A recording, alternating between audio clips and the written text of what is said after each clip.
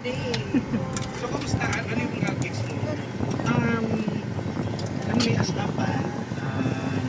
Usually po ang gigs namin is wedding gigs, mga kasal. And then corporate, minsan sa mga kids namin. Talagang ano sila, no? Ano mo, Pang wedding, pang button nun. Kasi yung nagsabi siya kanina, yung boses niya, parang alam ko na kagad. Ang buto Pwede mo. lang doon, kung tropa ko ba? Isa talaga may tropa na magaling kumanta.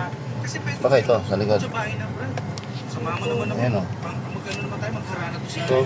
Ikaw ba tumating pa sa point na may mga tropa ka na next song mo naman ang makakatayin natin? Oh, may ilaw man.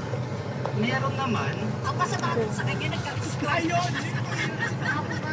Kung may light din siya, tingnan mo nga sa likod pa, may light din daw. ngayon, professionally, meron na. Ito doon. I mean, yung mga harap na Gusto na yun eh. proposal, kakanta, kasama Light ng bottom. band, violin. Pero nung high school siguro, somehow may mga ganun.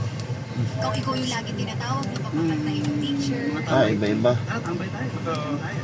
Tsaka ano eh, masaya rin sa magkatropa kapag habang nagiinom ang kami, magaling kumanta.